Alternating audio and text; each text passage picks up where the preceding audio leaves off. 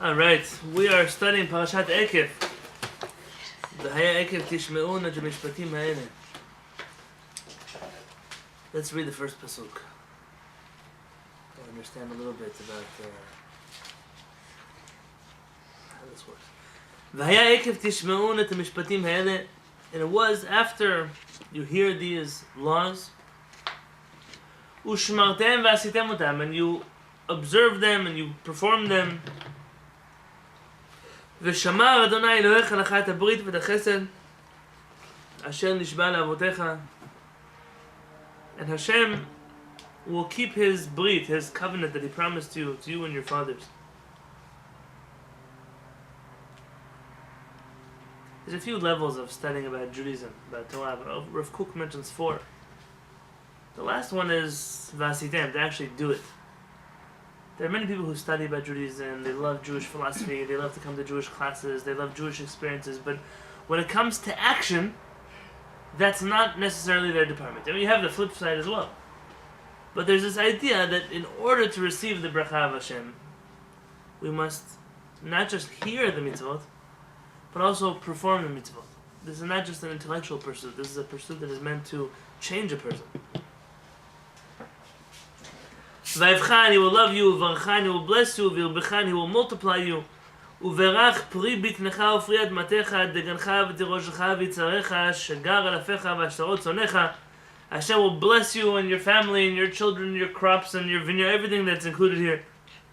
Al hadamah shel nishba la'avotecha letatnach, on the land that Hashem has promised to give you. Baruch tiyeh mikol hamim, you'll be blessed from all the nations. Lo yeh b'cha akar v'akara uv'imtecha, you and the man and the woman will never be barren, including the animals will never be barren. והסיר אדוני ממך כל חולי וכל מדבי מצרים הרעים אשר ידעת לא ישימם בך. ונתנם בכל שונאיך. Hashem will not only not give you any illnesses or any diseases like you had in Egypt, but he will give them to your enemies. ואכלת את כל העמים אשר אדוני אלוהיך נתנך, לא תחוס עיניך עליהם, ולא תעבוד את אלוהיהם כי מוקשו לך. Says you'll devour all the people that Hashem your God will deliver you to you. You shall not have pity on them, you shall not worship their gods, for it is a trap for you. This entire parasha keeps talking in this fashion. But let's focus here on the first pasuk.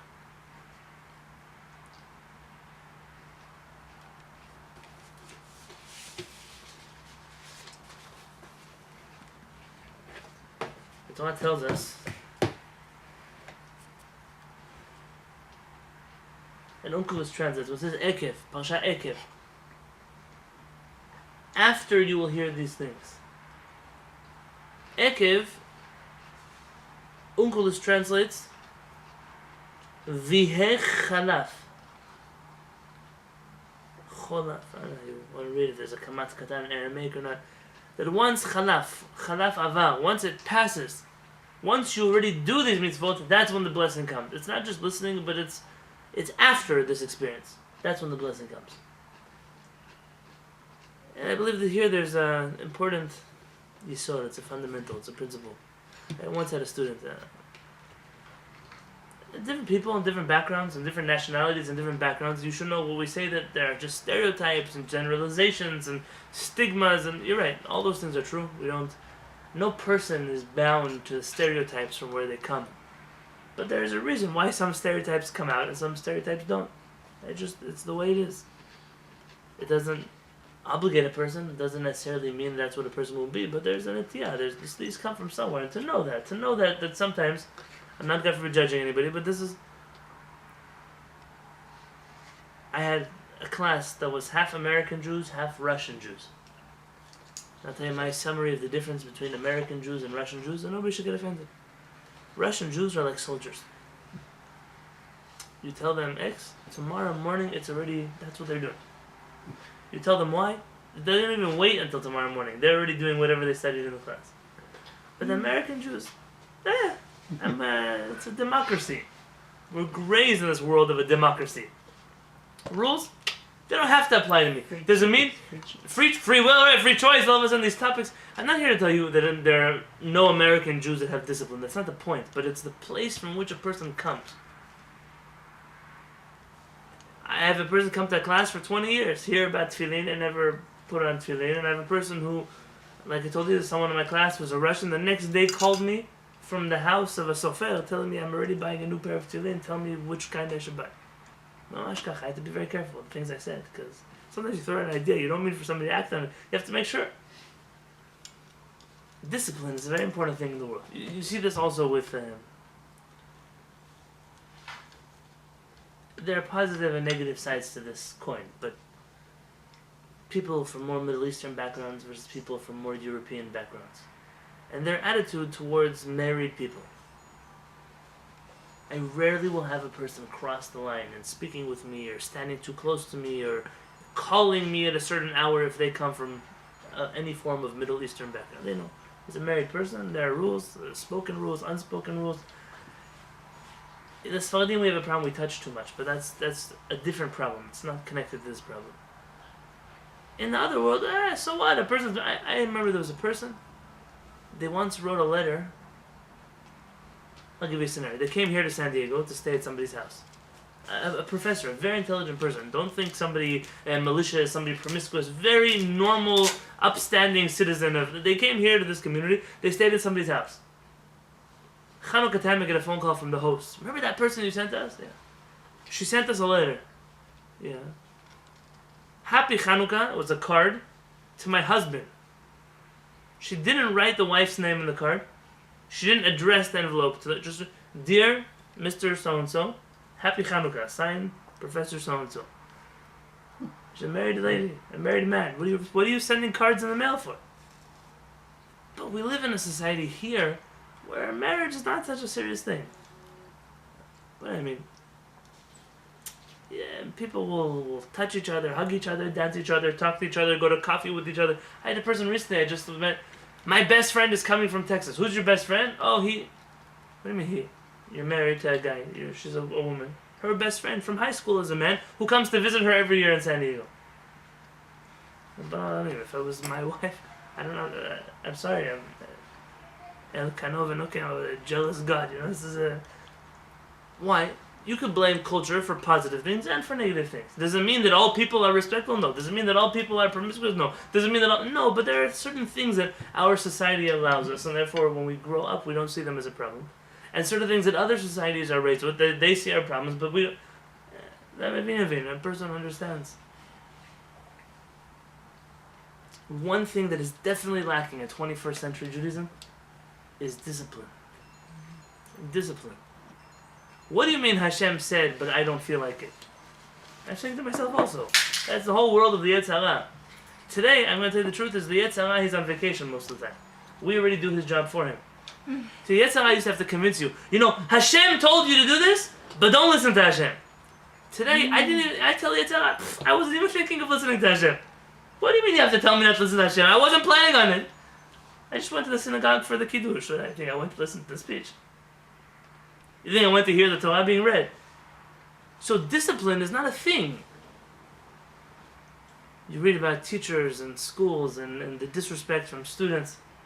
About parents. Parents who they don't have a say in their own house. They pay the bills.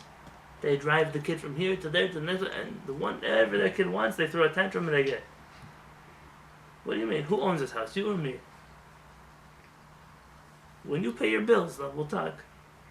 Doesn't mean you have to be a terrorist of a parent. But order, discipline, structure, self-control. These are things that are... They're just rampant in society that people don't have them. I tell this all the time. You have a person who's on a diet. Yeah, they're on a diet. What does a diet mean? A diet means that... Can you cheat on a diet? Yeah, sure. What happens if you cheat on a diet? You don't lose weight. How many people start diets and 3 days later they're not keeping them anymore? Mark Twain once said that he quit smoking between every cigarette. This was his... In America, that's how people diet. It's like, okay, between breakfast and lunch, I'm going on a diet. Lunch and dinner, I'm going on a diet again. Dinner, okay, that's ready. I had friends, they invited me. Dinner. This is part of the world that we live in. We all grew up with this culture of people trying to diet, never sticking to their diet, which is why when you keep a kosher diet, I don't know who called kashrut a diet, but that's what they call it. A dietary restriction, a dietary law. I'm assuming it's as pertaining to food. That's where the word comes from. But you tell a person, oh, I keep kosher. So what? So once you can't have this pizza? It's a big deal. It happens in everybody that I ever know who goes to work. They serve something not kosher. Come on, taste it. Tell if it tastes kosher. What do you mean tell us if it tastes kosher? If it could taste kosher, then I wouldn't have to check. But because it's not their fault. There is no person in the country in which we live, perhaps somebody who has a deathly ill allergy, that doesn't understand that we can't cheat every other week on kosher. Like we can't slip that little not kosher treat into our bag. It just doesn't happen. But how did we get there? I'll tell you how we got there. Yes, I see people eat sometimes. I don't judge them, I just watch. And the cat in the backyard, he has a little more dignity when he eats than some people that I see. He looks, he smells, he checks, then he eats. Afterwards, he a little bit cleans himself, and he goes back to his bed. There's some people, it's like Achashverosh incarnate. They come, they roll out of bed. I saw this, I was staying at someone's house. They roll out of bed in their underwear. They walk over to the refrigerator, no washing hands, no going to the bathroom, no getting dressed, not putting on a robe. Pull out something from dinner last night, lay down on the couch and start eating. Like chazir, mamash, like a pig. You can obviously guess the gender of this person. See, again, is that a generalization? Absolutely, but they come from somewhere. And you look at yourself and say, between you and the pig, what's the difference? What's the difference? The pig is standing up. Very good. That's 4 legs. Who knows it? What do I mean? When a Jewish child wakes up, and I'm not talking about a 2-year-old, 4-year-old, okay, 5-year-old, they wake up in the morning. And they're in their pajamas, so they know that they have to wash their hands. They get up and wash their hands, they make a bracha. They're hungry, this child. Like any other kid in the morning wakes up, he's hungry. He has to put on clothes, because he has to pray. But you can't pray without in pajamas, you put on clothes. So he puts on his clothes. He comes out and he prays. Now every child's in the order in which he knows how to pray. And the amount, and he's still hungry, but he's praying. Why is he praying? Because he knows that before he eats, he prays. And then he comes to the table, he wants to eat. You can't just eat, you have to go wash your hands for bread. So he goes back to the sink, he washes his hands, he sits at the table, he waits for one of his parents to make hamotzi. He eats hamotzi, now it's time to eat. What it takes a child from when he wakes up and the 20 minutes later for him to start eating, those 20 minutes are the key to the rest of his life. Because this child knows that not everything that I want, I get right now. Even the things that I want, sometimes I can never have them. But even if I want them, there's a certain thing I have to do. Make a bracha. I have to say a prayer. I have to...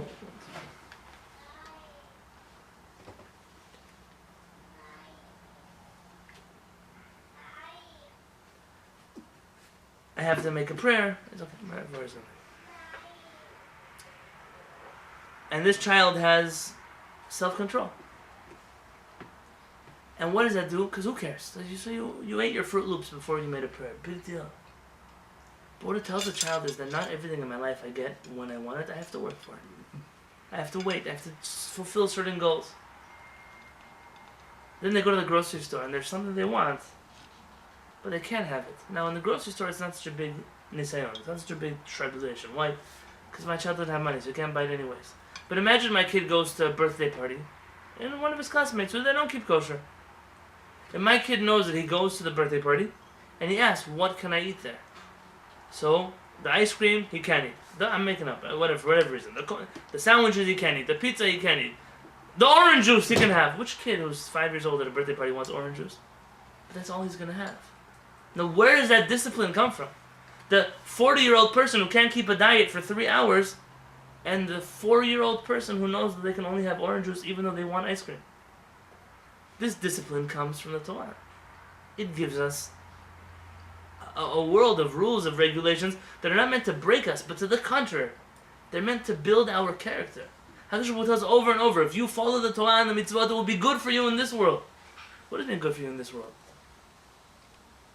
And I'll say this now, and I know there's some younger people here, but they're not too young. When a husband and wife get married, and there are rules what a husband and wife can do, and when they can be together, and how, and when, and what, and where. Just because you're married doesn't mean the whole world is allowed for you. And you see a couple, they're 22, they're 23, they're 25, the Yetzer Hara is like in full-blown strength.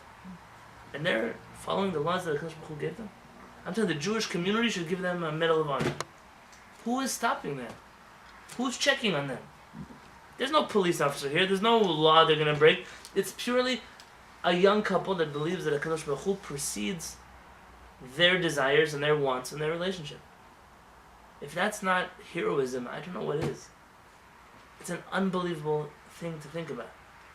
Where everybody else in the world would never, they wouldn't even stand up to such a challenge. They wouldn't even be able to say no because there's not even a thought in my mind that I could follow your rules. To get out of the Torah, the one thing, Eikev tishmeun, you have to remember the good things come to you if you listen. Just being Jewish is not enough. It's following through with it. Why? Not because we want to make you some religious fanatic. Because it will give your life structure when you live with discipline, with mishmat.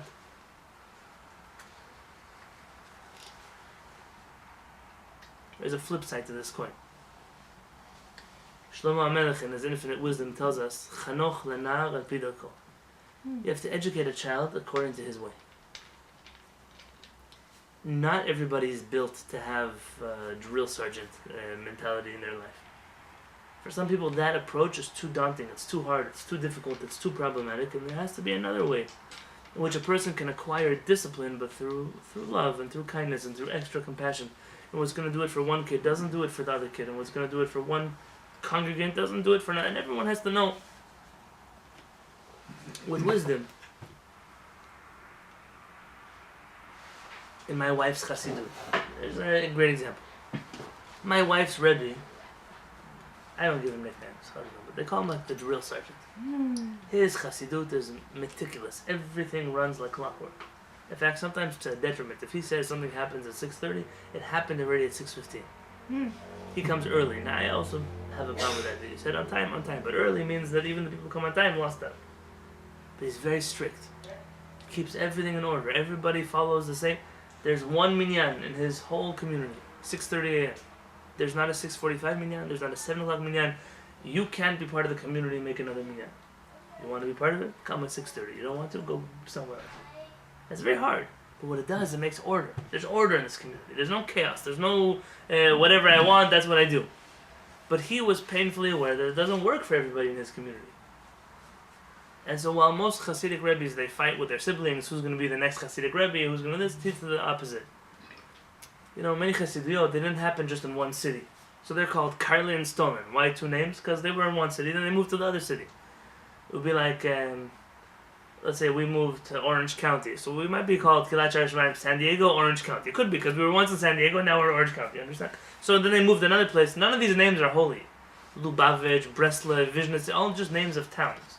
It would be like saying New York, LA, Miami, Philadelphia. There's nothing special about these names.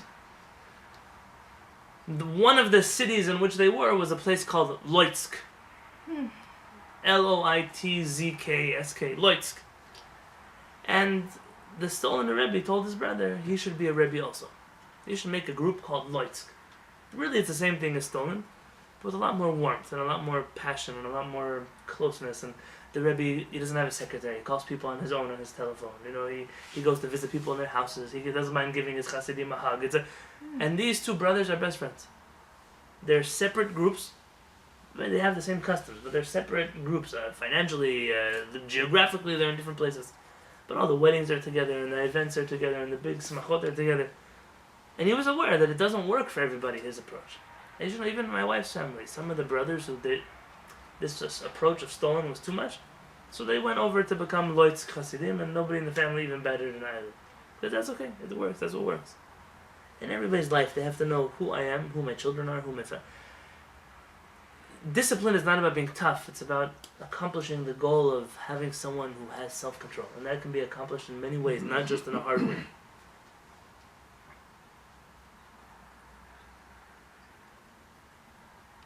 The next chidush I want to share with you. Harav Peretz told me that it would be worth, if he were to sell it, he wouldn't sell the rights to this chidush even for $100,000. Wouldn't sell it. If somebody were to say, I want to take credit for this, how much can I pay you to buy it off you? He would say, no, nothing. You're not going to sell it. Now for you it might sound simple, but when you begin to understand the depth of how this approach works in the Torah, it'll blow your mind. Like I mentioned in my class on Tuesday, many of us don't appreciate anymore remez, this approach of finding hints in the Torah for other things. We appreciate pshat, the simple understanding. We appreciate the Kabbalah. We even appreciate the teachings of our rabbis, the different parables. But remez, where our rabbis start to use gematrias and letters and backwards and forwards, we have a lot less appreciation for that. But there's truth in that. That's one of the 4 ways to study the Torah. It's not the main way to study the Torah, but there's truth to that approach. To do this, maybe you'll open up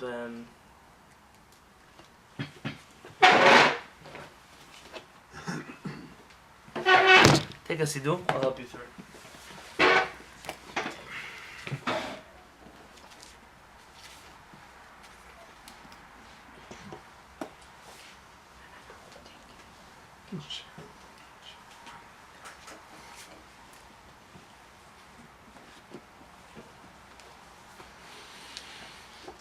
On page 95.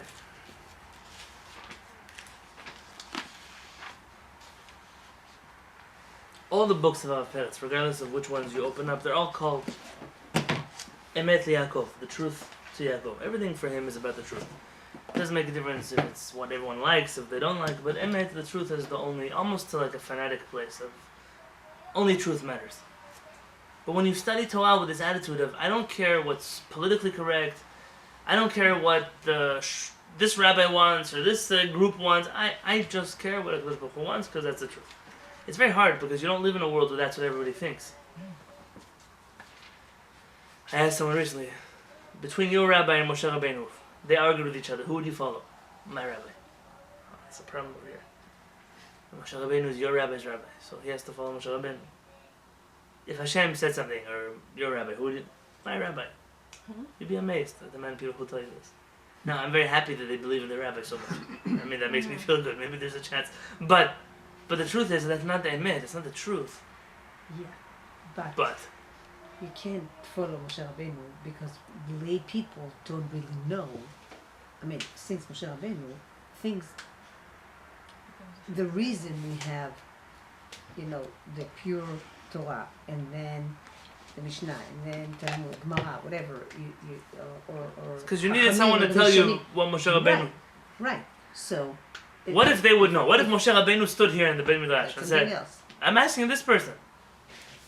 Emet, the truth is a huge value to the Rabbi. Let's get him as well.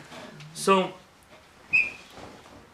Harav Peretz, when he started writing his book, it says in the Gemara that the seal, the chotam, when you seal the letter, you have a stamp. The stamp of HaKadosh Baruch Hu is emet, is truth. Meaning, you see truth, it's HaKadosh Baruch Hu, he sealed his name with a stamp of truth. What does it mean?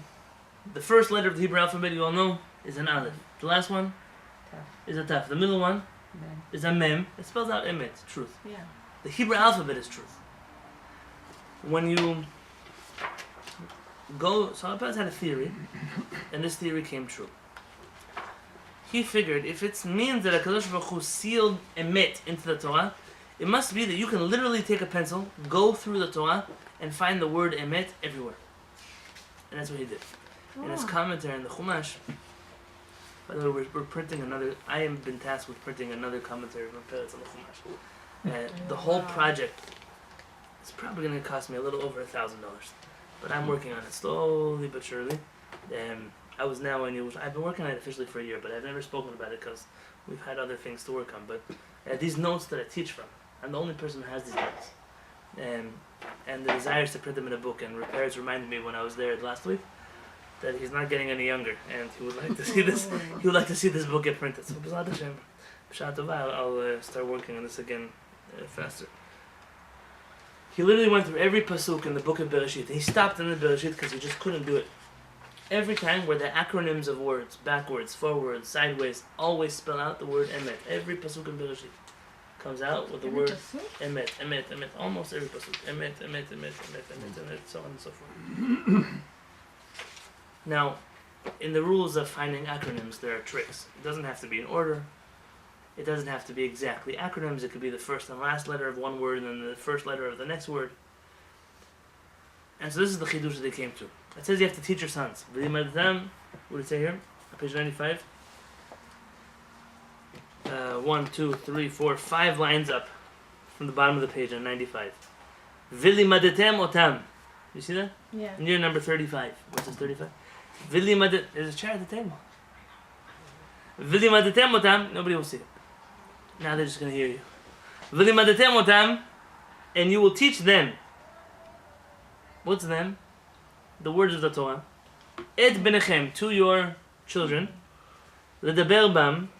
Speak of them b'shivtecha bevetecha, when you sit in your home, v'lechtcha v'adech, when you walk on the road, v'shoch b'chal v'kumecha, when you lay and when you stand up. What should you teach your children? Which kind of Torah? V'limadetem otam. Them. The word otam is the same letters as the word emet, truth. Aleph, mem, taf. Out of order, but that's the letters of emet. Now you see the Aleph Taf of Otam, the first two letters of Otam. Aleph Taf. What's the last letter of the word before it? Mem. Mem. That's again Emet. Go to the other direction of Otam. Otam, Et. Take the last letter. Look at that. The last two letters of Otam. Yeah. The last two letters of Otam. Taf, Mem. And then the first letter of Et. Aleph. But it doesn't stop there. You can keep doing this again. Take the first letter of Otam. Not the first two. The first letter of Otam. And the last two letters of Alimadetim, Taf Mem, again it spells Emet. Go to the other word. Take the last letter of Otam, not the last two, the last one, and the next two letters of it spells Emet again. I didn't do the math how many times we now spelled Emet. But HaKadosh Baruch Hu is making an emphasis here that Emet, truth is what you have to teach your children. Now it's a nice pshat, and it's a nice cute thing to say. What's this proof? Why did Hashem... How do you know specifically these Aleph and Tafs are meant to be Emet and not the other ones? How do you spell Otam in Hebrew? With a Vav. Here specifically, in this instance, Hashem does not spell Otam with a Vav. He spells it without a Vav. Which is telling you that there's something here that you have to be looking at. The Omer Darsheni. Throughout the Torah. I don't know, actually. I don't know if you look the rest of the Torah Otam if it has a Vav or It's not. very common to have a Otam without a Vav. Right. Yeah, that's a fantastic question, actually.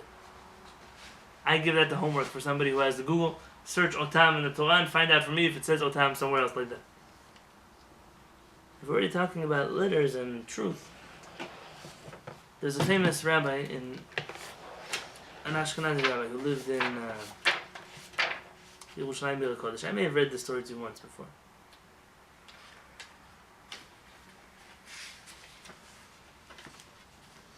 His name was Rabbi Yeshayahu Halevi Horowitz. Not Halevi related to me, but Halevi as in he was a Levi. He wrote a book called Shnei Luchot HaBrit. Shla HaKadosh. Shla is Shnei Luchot HaBrit. His book. It's a special book in Kabbalah. And he writes the following. V'nei po b'Yerushalayim. He came to Yerushalayim and he really established, you'll notice you go to Israel, many customs that Ashkenazi Jews have in America, they don't do in Israel. For example, putting on tefillin on Chol HaMoed. In Israel, most Ashkenazi Jews don't do that, like the Sfaradim. Saying En Keloheinu in the tefillah every day. So put the Hasidim aside, because the Hasidim took things from the Sfaradim before they went to Israel. But I'm talking about regular Ashkenazi Jews. So you have En Keloheinu. Ashkenazim don't say that every day in America. But if you have like a Koran Sidur, we'll tell you, in Israel, they add an En Keloheinu. Or saying Baruch Hashem HaMvorach at the end of Shacharit.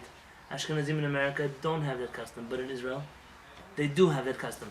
This list is endless. The Shla HaKadosh, Rabbi Horowitz, was responsible for mainstreaming many Sephardic customs into Ashkenazi Jewry. He, as an Ashkenazi rabbi, felt that these Sephardic customs were correct, and he instituted them into the Ashkenazi community in Israel. So he writes, "V'hine po b'Yerushalayim," here in Jerusalem. Like he writes, Shema Kadosh. He was an Ashkenazi rabbi. Listen carefully. He says one of his most proud moments of becoming a rabbi was becoming a rabbi in Jerusalem. Like to his Ashkenazi community, he spoke in Hebrew. This is way before the founding of the State of Israel. I'm like hundreds of years before the founding of the State of Israel. Was that he spoke in Hebrew, but a Sephardic Hebrew. He said that made him very proud to be able to speak a Sephardic Hebrew to his community. All of Ashkenazi. He was Ashkenazi, they were Ashkenazi, but the spoken Hebrew in Israel forever has been Sephardic Hebrew. V'hine po b'Yerushalayim, here in Jerusalem may be built speedily. Haya ragil etzli chasid gadol michasidei elyon ma'asfaradim. There was a famous chassid, a righteous man who used to visit me often. He was from the most righteous people in the generation, he says. And he was Sephardic. אם היו נותנים לו כל חללי דעלמא לא יחז ולא מוציא מפיו דבר שאינו אמת בבירור. Said if you would pay him all the money in the world, he would never say one word out of his mouth that was not absolutely true. וסיפר לי מנהג אביו בעודו היה נער הוא ואחיו, and he told me a story about his father when he was still a young boy, him and his brothers. אם בא קובלנה שנעשה איזה עניין שלא כהוגן. If something happened in the house that was not good, let's say someone broke something or someone hit someone stole something in the house. Amar ha'av, his father would line them up and he would tell them, Mi shiodeh al chetov yomar emet az emchono. If you admit that you did something wrong, you admit that you stole, you admit that you broke something, I'll forgive you right away.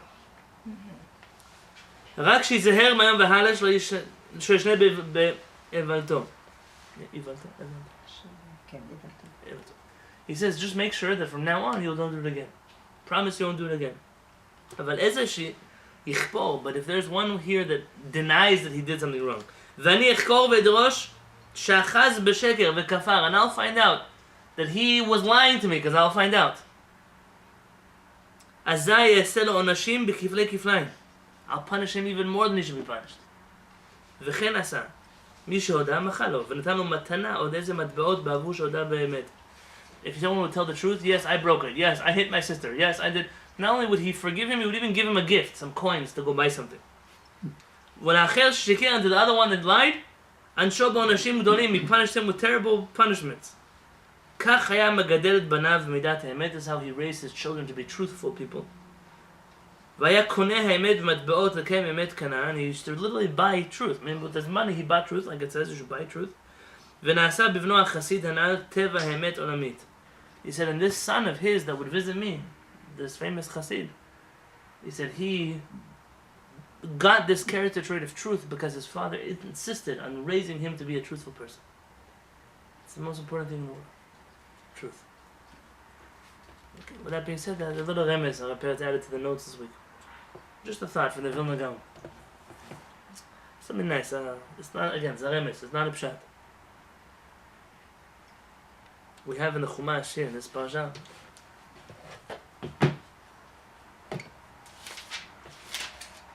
I'll end with this. In chapter 9, Pasuk Chav Zayin, 27, it says, Zechor la'avadecha. Remember for your servants. We say this in Slichot. L'Avraham, Yitzchak, Yaakov. To Avraham, Yitzchak, and Yaakov, Al tefen el kshi ha'am hazeh vel risho vel chatato. Don't pay attention to the stubbornness of this people, to its wickedness and to its sin. The Vilna Gaon here says, what does this stubbornness, wickedness, and sin have to do with Avraham, Yitzchak, and Yaakov? So he does the following thing.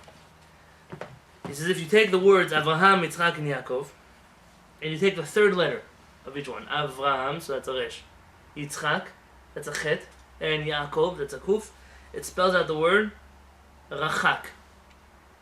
What does rachak mean? Far away, distant. What distant things do the Jews do?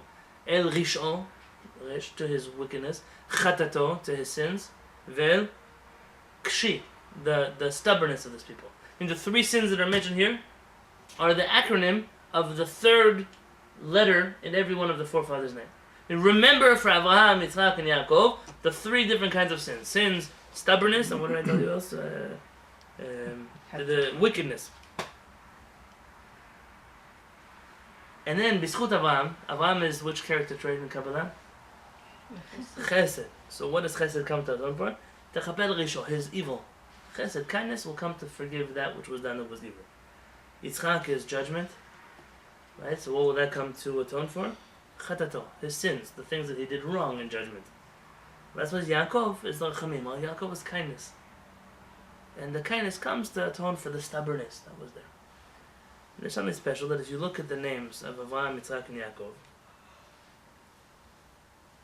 Avraham, Yitzchak, and Yaakov, how many letters? Let's count.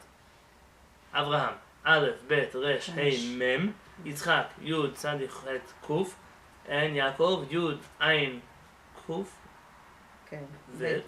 How many did we come out to? 13. 13. 13. Look at the mothers of Am Yisrael. Sarah, Rivka, Rachel, Leah. Sarah, Rivka, Rachel, Leah. They're all 3 except for Rivka, which is 4. That comes out to 13. 13. So both the forefathers and the foremothers have the exact same letters. 13 and 13. And you do 13 plus 13. 26. 26, which is the name of Hashem. Yud K, Vav K is the numerical value of 26. I mean, there's something connected here already between the forefathers, the foremothers, HaKadosh Baruch Hu forgiving our averot. I think in general, the message we can get from this is if you go into the Chumash, we so often, I say this all the time, we learn all kinds of books that we have. But what about the Chumash and the prophets and the Ketuvim, the books that were written by our forefathers and our foremothers? Those books have in it the Torah of truth. They have the Torah of self-control. They have Torah of discipline. It's a Torah that's not affected by the places in which people lived and the mentalities which people had in different places like we started off with. It's a Torah that is pure, that was given to us in Har Sinai, that was given to us by prophets. And if we return to look for the Musar, which is found inside of the Chumash, the Musar, which is found inside of the prophets, you'll find a truth that you don't find anywhere else. And B'ezrat Hashem, all of those chuyot should add up.